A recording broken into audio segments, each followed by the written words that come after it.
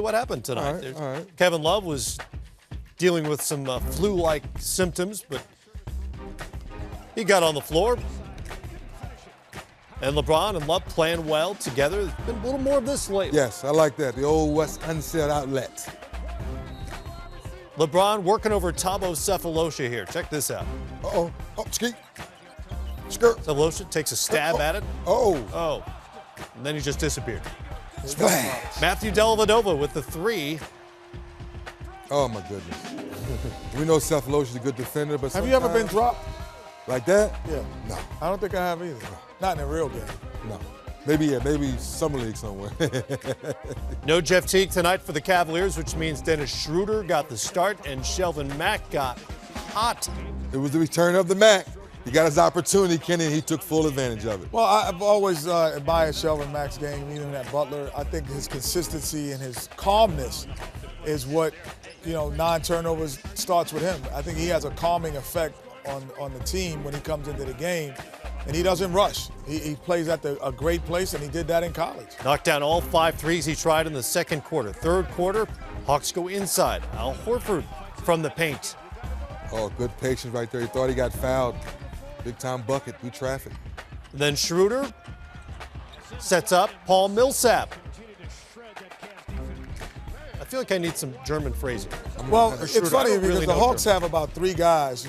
Schroeder here, you got Mack, you have Millsap, you have Horford, who aren't really the position they're playing. They're kind of combo of whatever position they're playing. So they're difficult to match up with because Millsap goes outside as a power forward. Horford handles the ball as a center. Mack can post you up and play and can be very physical as a point guard. All of these guys are different, which they're not characteristic of what their position represents. Plus, did we see this coming tonight, though, Kenny? I did see a win possibly, but not this big, no. I'm not a believer in Cleveland yet. Okay. Career high 24 points for Shelvin Mack. Phoenix Suns looking to avoid their 7th straight loss. They're in Charlotte taking on the Hornets. Al Jefferson getting loosened up before the game. And, yeah, that pregame sweat would pay off because the first quarter, Al Jefferson just flat going off. 18 points in the opening 12 minutes on 8 of 10 shooting, a variety of shots for Al Jefferson and a friendly rim as well. Second quarter. Goran Dragic back after missing a pair of games drives and hits the acrobatic layup. Nicely done. He had 16 in the first half as Commissioner Adam Silver looks on and enjoys the game. Kemba Walker enjoys the game as well, taking over in the third quarter, driving, laying it in. Look at the hang time for Kemba Walker. Then it's the baseline jumper, just creates a little space, pulls up and knocks it down. 15 points on 5 of 6 shooting in the third quarter, 27 in the game. Phoenix takes the lead later after trailing by as many as 17. Goran Dragic with the steal over to Eric Bledsoe for the layup. He had 15 points on the game. Then it's another of their fantastic guards, Isaiah Thomas, with a $1.15 to go in the game, drives in, hits the elbow J. He had 23 points. Phoenix up 107 to 104 at that point. Al Jefferson keeping Charlotte alive. Just keep your eye on Al. Grabs the ball, picks it up, turns around, knocks down the shot. 28 points, 10 rebounds in the game. It's a 1-point game. Now Charlotte would have their chances. They're down by 1. This is Kemba Walker to the basket, missing on the drive. Later, Hornets down by 3. Kemba has to give it up. Gary Neal takes the shot, and it's just off the back iron. Phoenix comes down with the board. They also come down with the victory as the greatest of all time looks on. It's the Phoenix Suns 111, the Charlotte Hornets 106.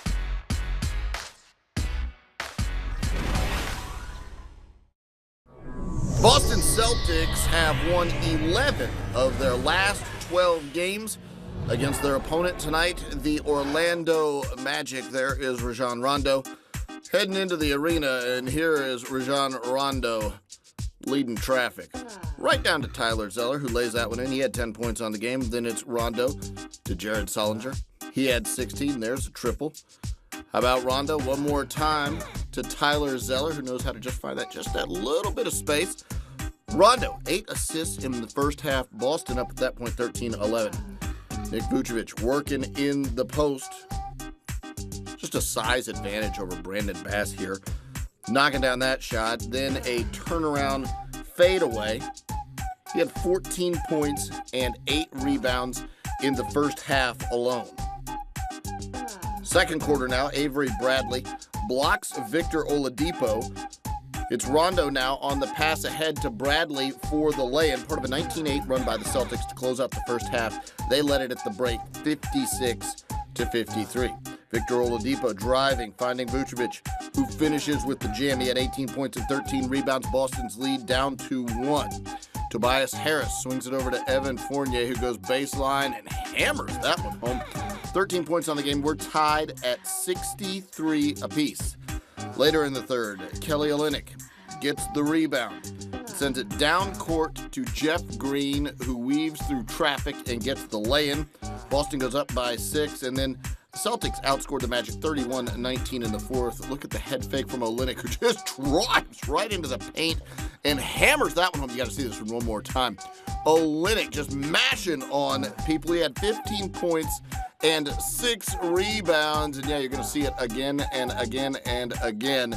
Kelly Olynyk and the Celtics get the W by 17. Your final score, 109-92.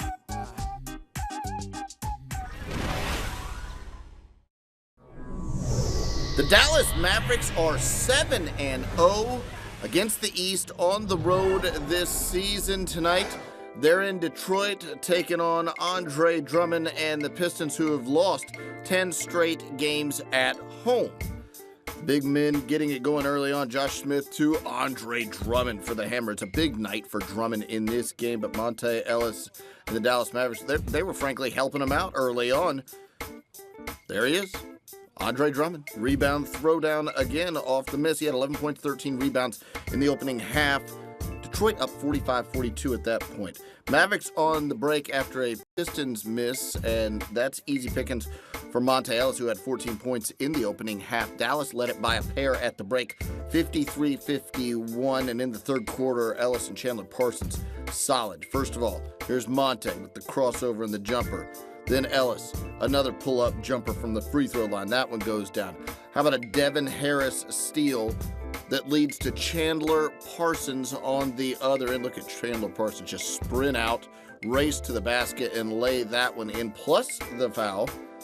Parsons also outside with the three. Parsons and Ellis combined for 23 points in the third quarter. Dallas up by 13 at that point, 83-70. Pistons in the fourth trying to come back. And one more time, it's that man, Andre Drummond, with the putback dunk. He finished with 19 points and 24 rebounds. Kentavious Caldwell-Pope, pull-up jumper from 3. Nicely done, 14 points on the game. The Mavericks closing the door late. Chandler Parsons pump fakes and then hits the 3. He had 32 points on the game. And then, perhaps you've seen this before, Dirk Nowitzki outside at the top of the key. That is money. He had 18 points on the game. Dallas wins it by 11, 117-106.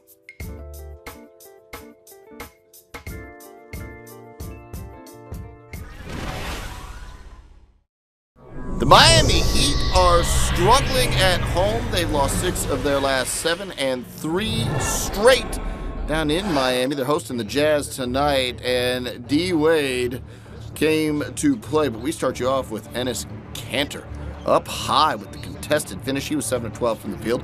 Gordon Hayward outside. He was money from distance, 4 of 5 from range. And then Hayward, when the defense is up on him, goes to the basket, and he's just turning into a terrific player. Jazz would end the first quarter on a 22-5 run. In the second, it's Dwayne Wade getting it done for Miami, gets the jam there. And then watch D-Wade drive and make the floater. When his knees are feeling good, he's as good as anybody right now. 23 points in the first half alone. Later in the second, the Jazz outside again. Gordon Hayward buries it. He had 18 points in the opening half. The Jazz 8 of 11 from deep in the opening half. They led it 55-41 at the break. And Miami, well, this is what they had. Dwayne Wade, and they're going to ride him. Basket and the foul, 62-55. Miami keeping it close, but the Jazz, again, outside. Enes Kanter makes the 3. Dante Exum, the rookie, playing a little bit better lately. He makes the three here. He had 10 points in the game. The Jazz in the third on a 15-4 run. They can shoot 56% from deep, and that's tough to beat. Dwayne Wade flips it up and over his head. Watch it again. He was 12 of 19 from the field. He finished with 42 points on the game. He had 16 free throws, but Utah still up by a dozen. Shot clock winding down. Gordon Hayward makes the three-pointer. He had 29 points in the game. The Jazz get the win, 105-87.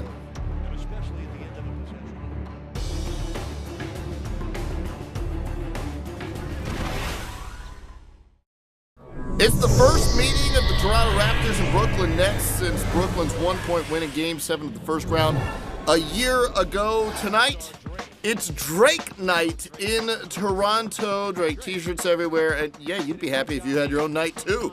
First quarter, Darren Williams with the steal, passes ahead to Mason Plumlee, who can sky. Goes up, throws that one down. He was 9 of 13 from the field. Later, Joe Johnson, such great individual skills, creates just enough space with his shoulder. 17 points on the game. Brooklyn up 30-19. Then it's Gravis Vasquez. Nice little push floater there. He had 13 points. Brooklyn's lead shaved to 6. Off the James Johnson missed free throw. Amir Johnson tips that one in eventually. That caps a 10-2 Raptors run. Toronto in front 49-48. Then it's Kyle Lowry, time winding down in the half. He goes up and lays that one in. He had 14 points in the first half alone. Toronto led by a single at the break. To the third quarter, Joe Johnson to Mirza Teletovic, who hits the three. He had 14 points. Brooklyn back up by 4. Amir Johnson to Jonas Valanciunas. Hammers that one home. He had a double-double, 16 points and 10 rebounds. We're tied at 64. Later, Landry Fields with the steal. Landry Fields with the jam. He had 6. The lead is 6 for the Raptors. Jarrett Jack to Mason Plumlee for the layup and the foul. He missed the free throw. He had 23 points, 8 rebounds in the game. Toronto's lead down to 1. How about the human scoring machine? There he is. Lou Williams off the bench. 3 points. He had 10 points on the night, 86-77. And Lou Williams with the steal. James Johnson to Kyle Lowry. Kyle Lowry lays that one in. He had 20 points, 12 assists on the game. Finally, Patrick Patterson finishing things off with a 3. Toronto goes on to win it by 16. Final score, 105-89.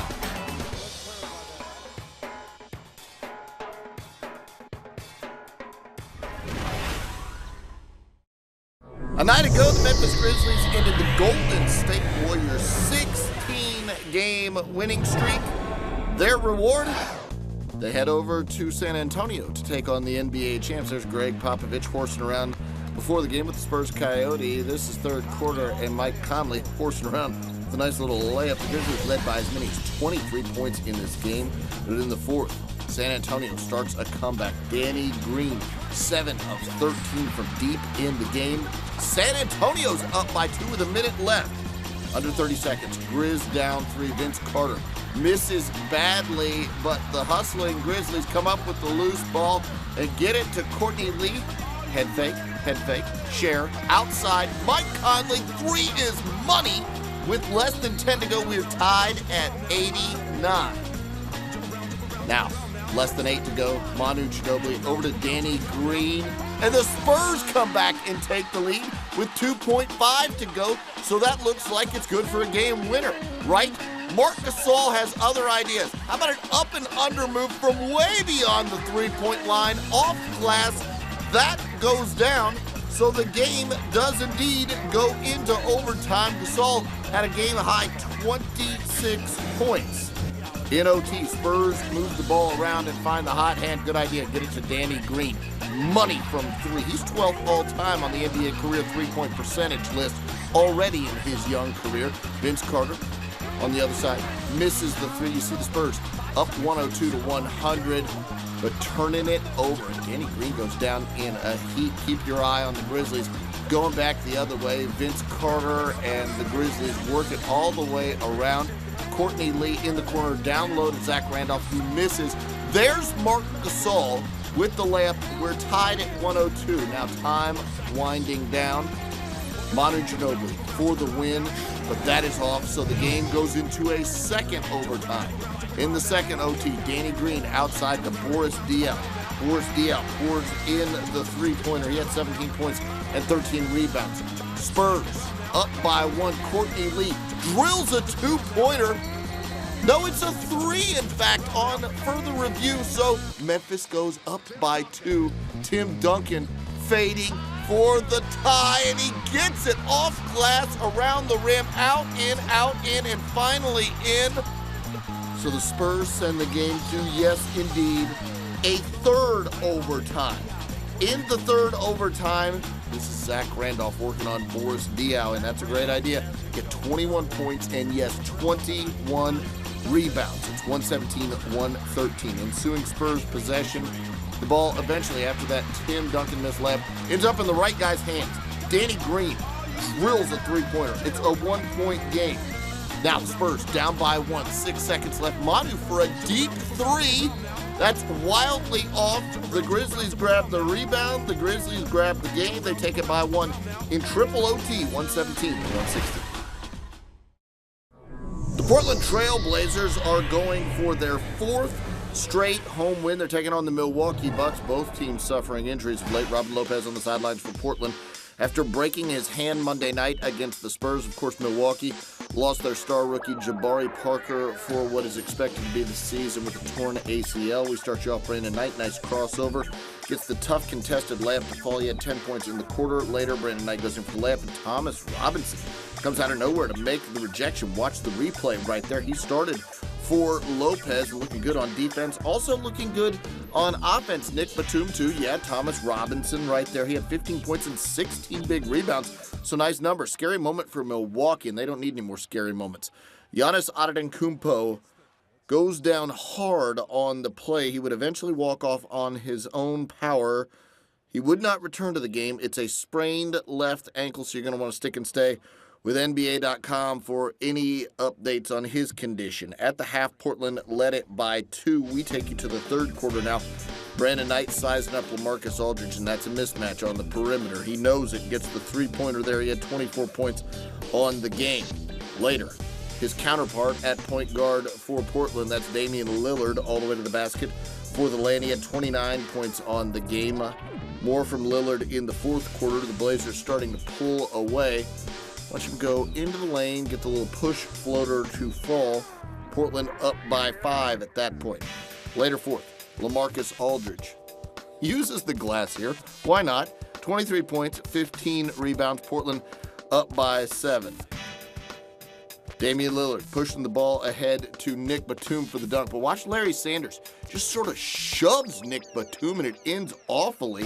Batum onto the floor in a lot of pain. You can see the left-hand shove there. Sanders called for a flagrant 1 on the play. To his credit, he did go over and check on Nick Batum. After the game, Terry Stotts said that Batum had the wind knocked out of him. We hope for the best. And, of course, NBA.com, your place for updates on Nick Batum as well. The Portland Trail Blazers get the W in the end by 7. The final score, 104-97. The Indiana Pacers have lost 6 straight games on the road. Tonight gets no easier. They're in Clipper country, and there's Blake Griffin soaring to the rim. He had 31 points and 16 rebounds later. Blake leading the break. Alley-oop up to DeAndre Jordan, who just brings the truth from above there. Pacers go on a run, though. CJ Miles with the dunk over Blake. That's nicely done. That caps a 13-2 run by Indiana. They're up by 6 at that point, 89-83. But here come the Clippers. CP3 with the little fading J. And then Chris Paul over to Blake Griffin, who gets the lefty soft jam plus the foul. Clippers up 99-95. Time winding down. Indiana down by 1. Rodney Stuckey with the miss there. Now final seconds. Pacers down by 2. They're going to get a look. It's CJ Miles for the win, but it's short. And the Clippers take the victory by 2. Steve Ballmer happy about it. Final score 102-100.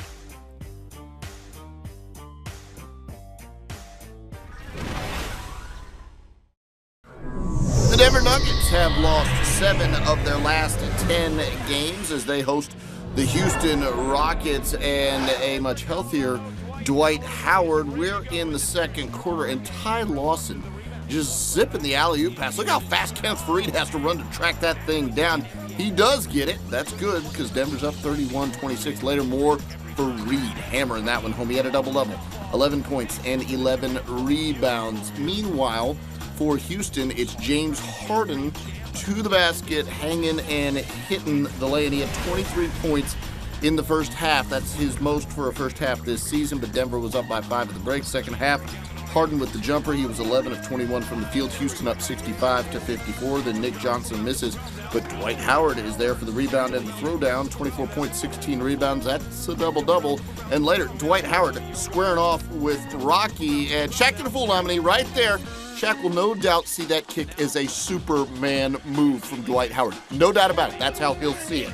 Wilson Chandler outside hits the three-pointer from Ty Lawson. Denver goes up by 2. Later in the fourth, Rockets down 1. Under 20 seconds to go. James Harden is money. 41 points on the game. Houston up 98-96. After Harden misses a free throw, the door's open for the Nuggets. They're down by 3. Ty Lawson wants Aaron Aflalo, and Aaron Aflalo wants to tie the game. Huge three-pointer right there.